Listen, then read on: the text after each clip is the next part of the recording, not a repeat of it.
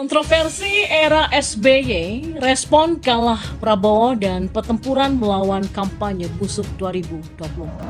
Dia tidak tahu bahwa Prabowo Subianto adalah pejuang merah putih. Saya dididik dari hari pertama sebagai prajurit oleh pelatih-pelatih saya, oleh senior-senior saya, oleh Angkatan 45. Saya dididik tidak mengenal menyerah. Prabowo belum pernah punya pengalaman menang, pengalamannya kalah terus. Sebenarnya nggak menyenangkan buat kita bertanding dengan orang yang berkali-kali kalah.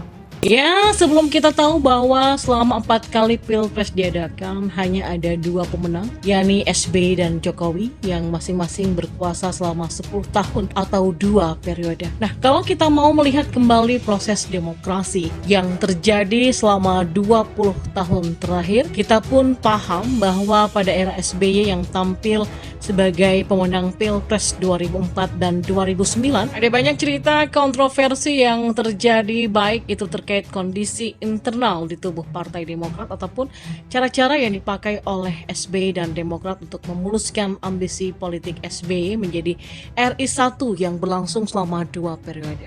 Namun pada masa Jokowi, cerita-cerita politik yang terjadi justru didominasi oleh lawan politiknya yang bisa dibilang kalah secara memalukan. Memang bukan kekalahan itu sendiri yang memalukan, tapi respon kubu Prabowo terhadap fakta bahwa mereka kalah dalam Pilpres itu yang memalukan. Sejarah mencatat bahwa Prabowo pernah sujud syukur karena merasa bahwa dirinya menang Pilpres. Mantan menantu Presiden Soeharto itu pun sempat bermain presiden-presidenan loh, lengkap dengan pakaian bakso sosok Bung Karno.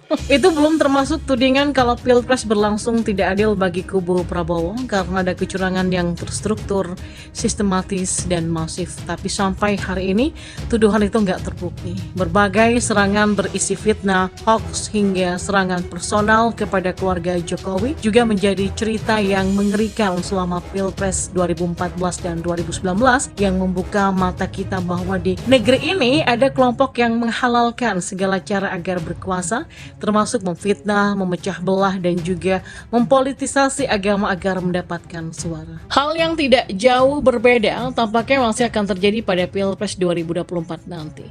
Tanda-tandanya sudah mulai terlihat dengan serangan fitnah dan hoax yang mengarah pada Megawati, PDIP, Ganjar, sampai Jokowi.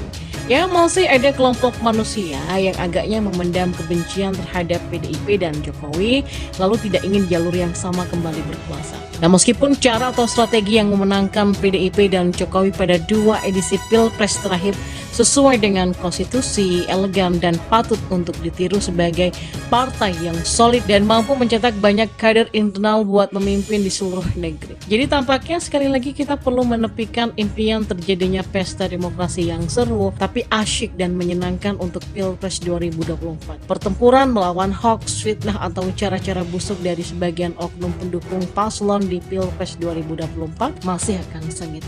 Namun kita kudu berjuang loh, karena masa depan bangsa ini menjadi taruhannya. Kita nggak pengen warisan Jokowi mandek atau impian besar visi 2045 ambiar karena tidak diteruskan oleh pemimpin selanjutnya pada 2024.